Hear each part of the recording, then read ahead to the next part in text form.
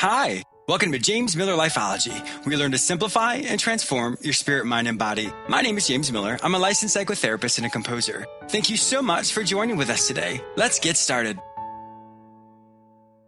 Did you know that on jamesmillerlifeology.com, you can enroll in the academy I created for listeners just like you? I've created courses you may take at your own pace, which will help you simplify and transform your spirit, mind, and body. Enroll in one of the classes today. I have a great show for you today. I'm going to help you overcome childhood stigmas. I'll also be interviewing Anjana Karumathil, who shares her story of how she overcame her childhood stigmas in India and created multiple educational opportunities for many underprivileged children.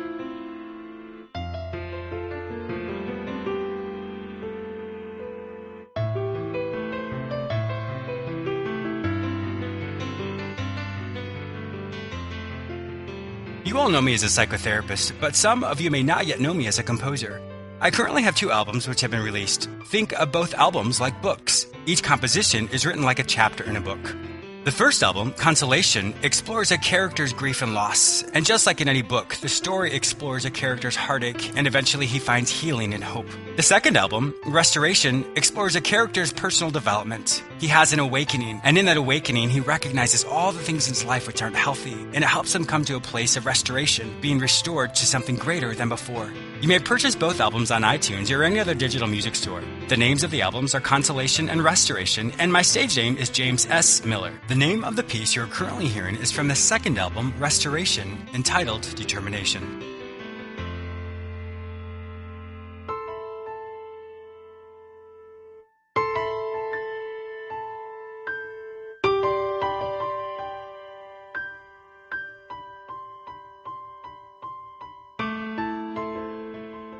Ignoring childhood stigmas. When we're younger, our self-esteem is often measured by the environments in which we grew up. Often our parents will tell us certain things about the type of person we could become. And then when we're in school, of course, our teachers will tell us the same thing based off of our grades, or even your social group at that time. And as we grow up, all these different lessons, or what we're told, formulate the person that we become. One of the most difficult things is if we're often told as a child that we'll never amount to anything, or maybe even our family system, maybe even put us in the role of the black sheep, or the type of person who is just not going to succeed. As we grow up, that then becomes what we tell ourselves. That becomes a template of how our thoughts are created. For example, if I have a dream that I want to have my own business, well, if all of a sudden I think of, and maybe not even consciously, I think of the things that were told to me. James, you would never amount to anything. Or James, you're not smart. Or you're not good with your money.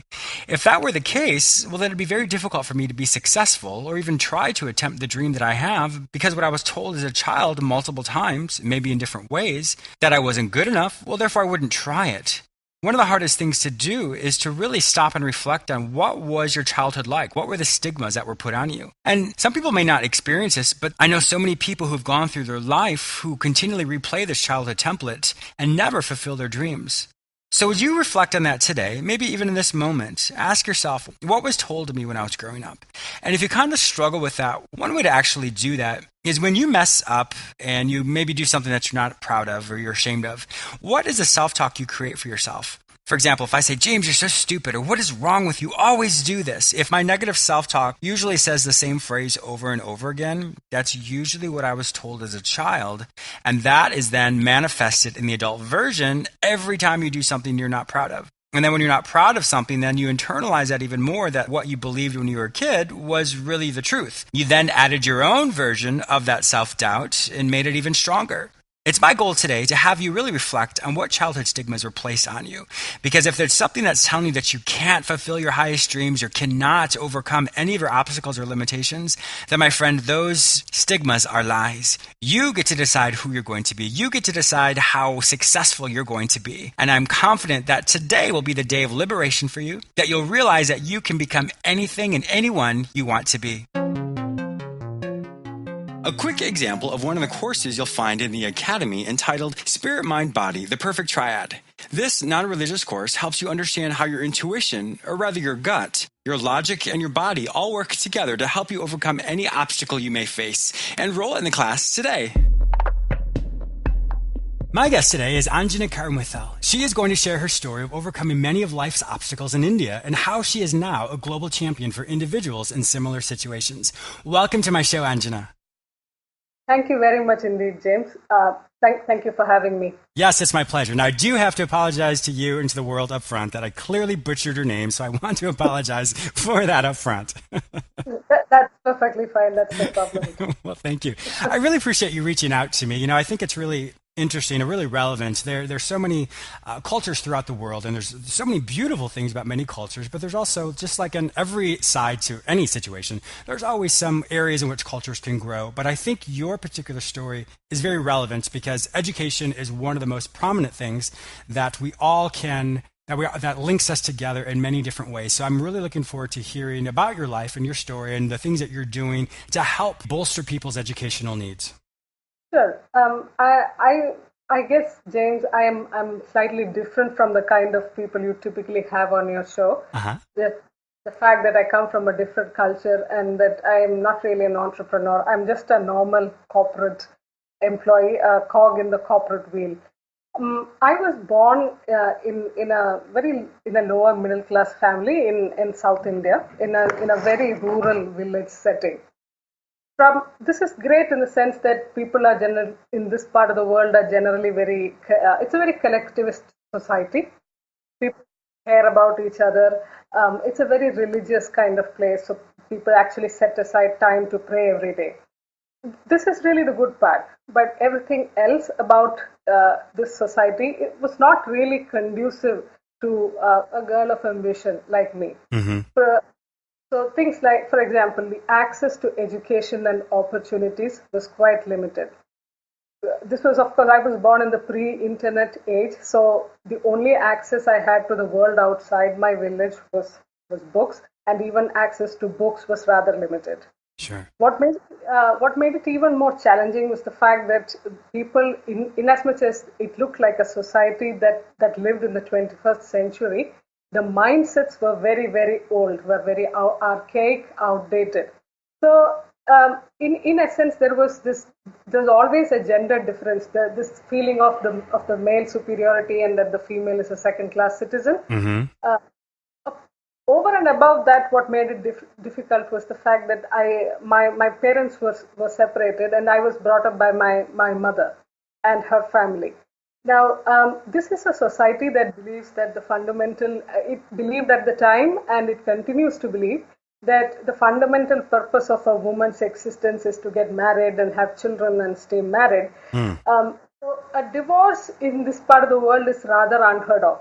Sure. It is unheard of even today, so you can imagine the stigma some 30 plus years ago. Oh my gosh, of course. Yes, and so we were not really well off from a financial standpoint. So as it is, my mother was viewed as someone who failed in her life, and I was the fatherless child, that too a girl, who obviously didn't get a great head start. So there was a lot of social stigma associated with her being who she is, and so she had to take up a job to take care of me and everybody else in the family, and to educate me. So that was one part of it, and the other part of it was what I had to undergo in school and in my day-to-day life, because I was so-called a fatherless child. Wow. Well, I want to first off thank you so much for just your story. I mean, I can already tell how inspiring it's going to be, because just like any movie, you have the backstory and then you the climax of all the different amazing things you're doing. So I first off want to tell my listeners as well that Anjana is actually calling from India right now, so it's definitely a pleasure to have her be here today. But I wanted to go back and ask you some of the questions. So first off, your mom sounds absolutely amazing. She sounds like a very powerful, wonderful woman, regardless of the stigma that the culture put on her, to be able to provide for you and to really encourage you with your education. I just want to really applaud her that you had such a strong woman in your life. Absolutely. I would not be half the person I am today if she hadn't made the effort to educate me to where I am today and to influence the way I thought about life. Yes. So God didn't give me quite two parents, but the one He did give me was more than two. That's amazing. I'm really happy to hear that. How was your self-esteem as you were considered, I suppose, one of the fatherless child in your village? What was your self-esteem like as you went just throughout your normal day? It was at an all-time low, no doubt. going to school and coming back was a challenge because there was a lot of bullying going on. There was a lot of name calling, eve teasing, and a whole host of these small but annoying and persistently annoying things that kind of make it difficult for a young child to study. Sure. Now, when I look back at those days, I can laugh about it now, but I actually took self-defense classes. Oh, really? Wow. Okay. Yeah, because it was not easy being me. Sure. What made it more difficult was the fact that I was good at studies. The fact that I scored well in school made a lot of my peers somewhat jealous and somewhat irritated with my presence.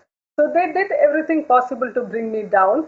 And in India, we have this saying. I don't know if you're familiar with it. We call it the Indian frog mentality. The Indian crab mentality.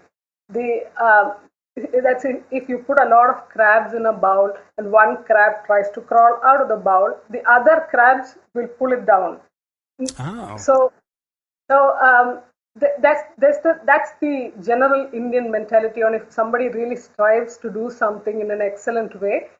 It is not an environment that gives them the impetus to go further. It is an environment that pulls them down. So it becomes really hard to stand out. Yeah, we actually have something similar to that about monkeys, and I'll probably do an analogy of that in a lesson in the earlier segments. So that's interesting, but it does make sense. I mean, it really does. If someone does try and change their life or tries to become something different, yes, and the world around them is going to pull them down. Yes. So it was there. The stigma was there, and there was also the disappointment of not having the father figure. For example, if there were important occasions in school, or if I needed to make a career decision or an educational decision, there was really nobody that could advise me, that had the world view on what I should do. So it was certainly a disappointment, but one that I eventually learned to cope with. Yeah. And then you went off to university, correct? Yes. And what was it that drew you to university itself? I think the primary thing was I think the one thing that this entire my childhood influenced me to do was to make my life mean something, and for that it was important that I go to a big brand name university and get for myself the best education that I could, because it was just the only tool that was accessible to me at that point. It was my books. And I decided that I would go to do it. So the way it works in India is the mindset is a little different from how it works in say, the United States. In India, if you're good at math and physics, then engineering is an obvious choice for you. And if you're no good at math and physics, and if you're better at the sciences, then it is medicine. And if you're not in the sciences or mathematics at all, then you're generally deemed a failure. No matter what you study, there is nothing much going to happen. Oh my gosh, that's a lot of pressure. Wow. So getting into a good engineering college is a tough task, and the examination, there's a national level entrance examination, and people struggle and write the examination like their life depends on it, because it does. Wow. I managed to get into the top engineering college in the state because I was good at math and physics, and I hated science. And I chose electrical engineering because that seemed to be something I could do. Mm-hmm. So the driving force for me, really, James, was not the electrical engineering that I studied. It was the fact that getting into a big brand name institute in India has much value in the job market, irrespective of what you say. So the fact that I was in a prestigious place opened a lot of doors for me even before my degree was complete. Which then also removes the stigma from what maybe people in your village thought about you as a fatherless child. So now you have a different value system based off of the school that you're in. Absolutely. So now I didn't know it at the time, but I think I was kind of showing people a way out of the mess. That if you've gone into a difficult situation, you can really use education, and I don't mean like purely a school brick and mortar kind of education, but the whole idea of expanding your worldview and being willing to read as much as you can and imbibe as much as you can. And that will really open the door to many opportunities. Well, let's talk more about that. Sure, because like you said, there is a traditional brick and mortar. In other words, you're actually in school. Some people go to university after secondary school. But for you, it sounds as if there's many different formats of what education could be like. Yes, yes. I think my view of education has morphed over the years. Like I just told you, I went to this particular engineering school because it was the number one school in the state. And that was really all that mattered at that point. Mm-hmm. I graduated and I found a job in a software company, and it was just the company I wanted and all of that. Now, as then what happened to my life was that I began to do software engineering, and then I began to travel the world. Now, traveling the world was really the important part of it, because going to a new country was like reading 1,000 books in one day. I know that feeling, sure. Yes. And so what that really helped me do was my real education. It kind of completely broadened my worldview on what is possible. And I have now gone from the whole brick and mortar idea. I think I have evolved that, and I think education in school is still important. But I also now believe that in different countries, say for example like the US, the cost of education is quite prohibitive, and so it may not be accessible to everyone. The whole idea of education is to broaden the mind. Yes. And so long as you're ready to broaden the mind, whether it's in a school or whether it's in a library, it really doesn't matter. If you broaden your mind, that's when you know you're educated, and that's when you understand what opportunities are available to you. Well, I totally agree with that. You know, one thing I had the fortune of doing a study abroad program in my undergrad. And I truly agree with you. You know, the way I grew up in some ways was very rural in some parts. I grew up in the rural part of Canada, and then I moved all around the United States. But I found for me that when I moved to a different country, I actually moved to Spain. I was there for a year studying abroad. And I found that I thought I had a pretty open mind overall, but just to be a part of another culture, to understand the pride and of the people who live there and how they view their world, and just understanding things in a completely different way, or being around something, it just totally, I guess, impacted me in a very profound, powerful way. And I couldn't agree more with you in the sense of, if you can't go to those locations, then studying something by proxy, or in other words, if you just read about it, or to really immerse yourself in something that's different or slightly different, whether you agree with it or not, it still allows you to understand the world in a much more expansive way, which helps you be much more relatable, much more understandable within the world, or even in the culture in which you currently live. I absolutely agree. That's wonderful. Now, after you graduated with your engineering degree, you self-financed your education in London, I believe. Is that correct? Yeah, in Scotland. Oh, Scotland. Okay. That's wonderful. Yes, yes, I worked abroad for a few years prior to my MBA. And so the reason I did that was to kind of earn some money so that I could fund my own education in UK. So nobody in my family has actually studied abroad. And it was therefore a dream for me to go and study abroad and experience the Western way of learning. Oh, that's amazing. Yes. So I worked for about 8 years, and then I went to do my MBA in Scotland. By the time I was done with my MBA, all my savings was exhausted. I'm sure. I'm sure. And then now what? What do you do then? I mean, all your savings is gone, everything you've worked towards. Yes. It was all gone, but I think the educational experience was absolutely worth it. Sure. I would do it again if I could. Yeah. So then what happened after that? Because I'm really excited about this particular part, because I have some connections with this as well, which is very interesting how it works together. After my MBA, I got a job in Deloitte Consulting in India. And I joined their corporate strategy team, which is cool. I got to travel to New York City and the rest. And it's after a little bit of organization restructure that I finally moved into learning and development, which is the area that I am really passionate about. Learning and development is fun. It was fun at Deloitte, because what a learning professional does is essentially equipping other working professionals with the skills they need to do their jobs better. It's as simple as that. Sure. So at Deloitte, there's a framework for everything. So for even for the skills people need at different levels, there's a framework. Some of these skills are related to leadership, so that involves direct training by me. Other skills are more technical, so then my job is to get somebody else to come and teach them.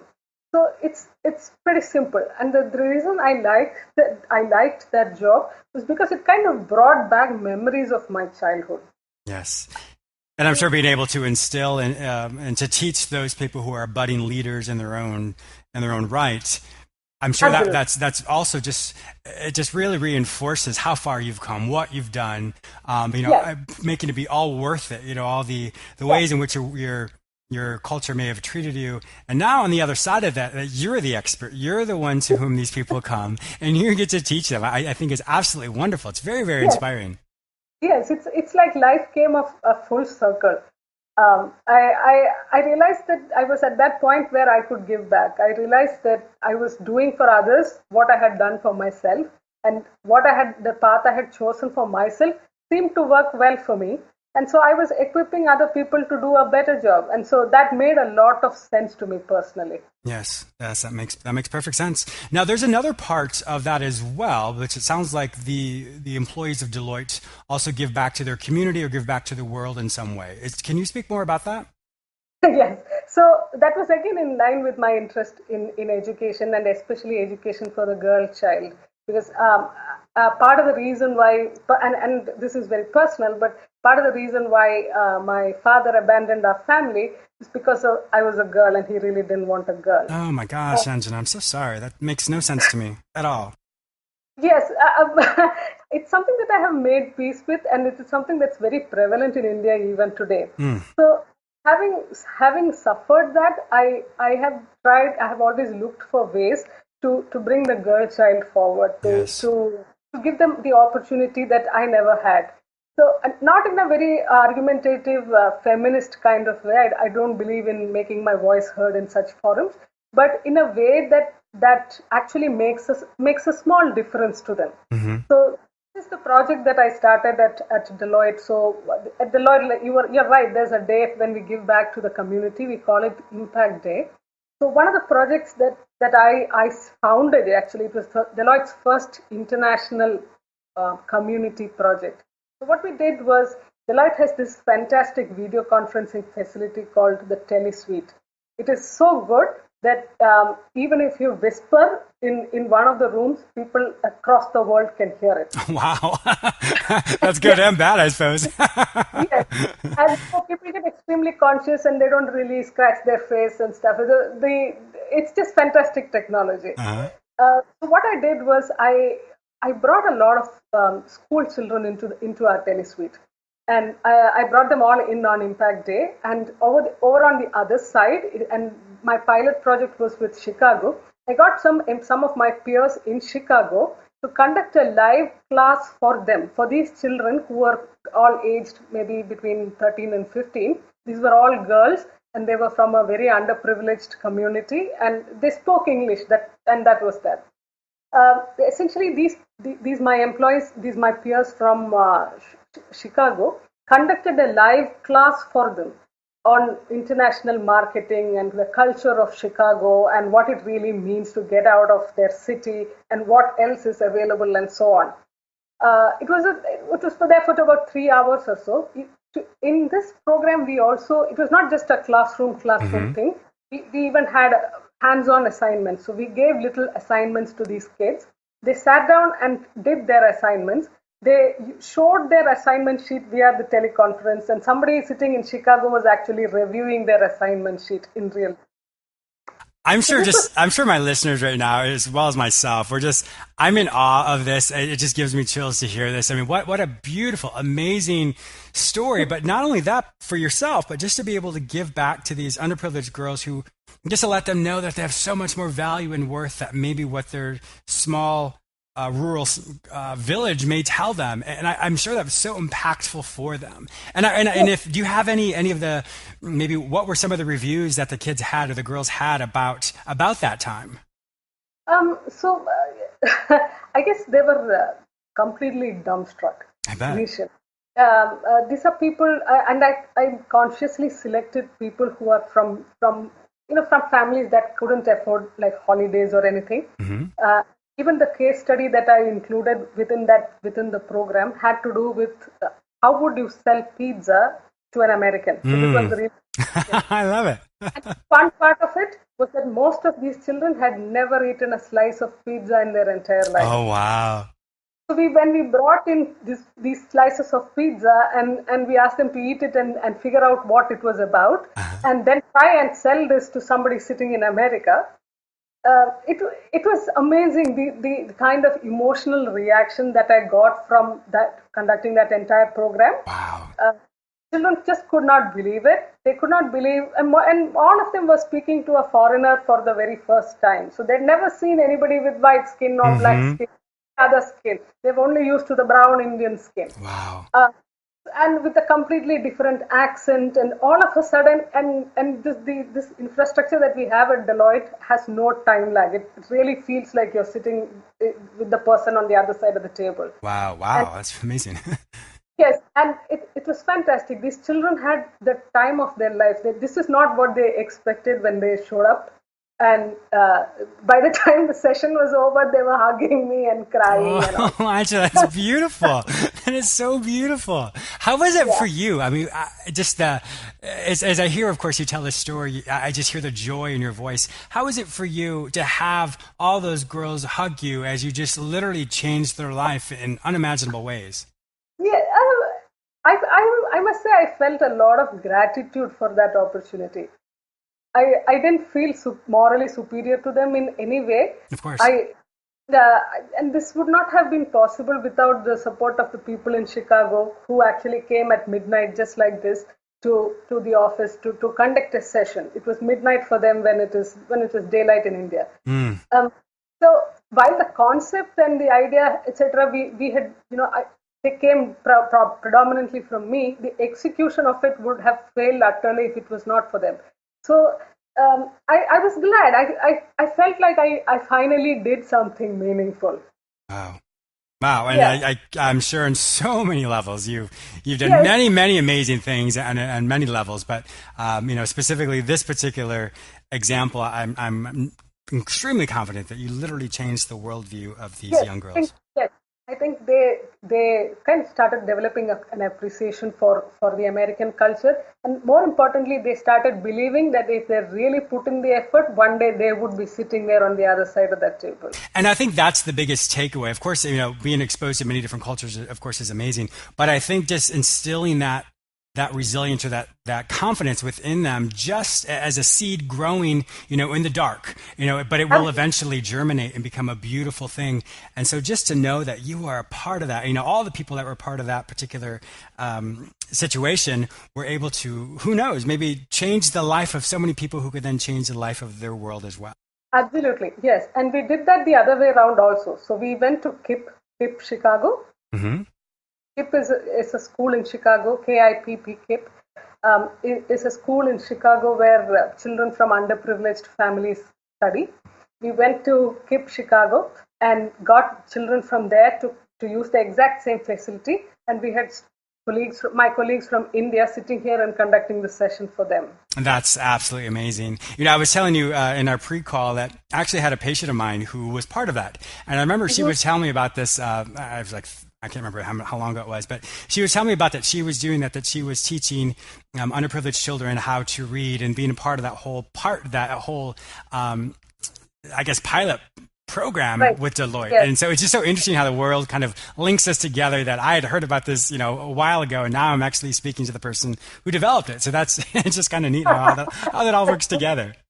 Yes. That's cool, isn't it? Yes, it really is. Well, Anjana, I know that you did this to just to share the world, or just tell my listeners as well as myself, just the amazing things that someone that came from one particular life, who had certain life opportunities, and then you were able to just literally change your world. So I want my listeners to really be to have this beautiful takeaway that I have as well, that regardless of where you are in life, there's always something beautiful on the other side of it.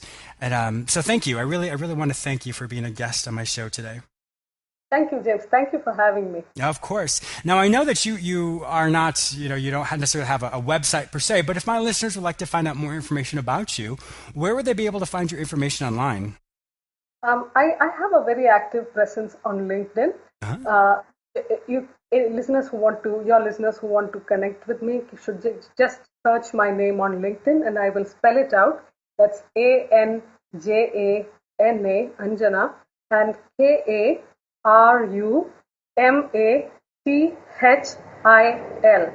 and Anjana Karumathil. If you search for my name, my profile will pop up, and please send me a connection request, and I'd be happy to speak further. Wonderful. Anjana, thank you once again for being a guest on my show today. Thank you. Thank you for having me, James. It was wonderful speaking to you. I also want to thank you, my listener, for joining with me today. Please subscribe to this radio show through whichever portal you joined with me. Also, please go to my website where you may sign up for my newsletter, enroll in the Lifeology Academy, watch my YouTube episodes, and read all the articles I've written just for you. If you'd like to become a guest or advertise on my show, simply visit jamesmillerlifeology.com. You may also follow me on all social media platforms under the name James Miller Lifeology, except for Twitter, which is James M. Lifeology. Have a fantastic day, and I look forward to speaking with you very soon.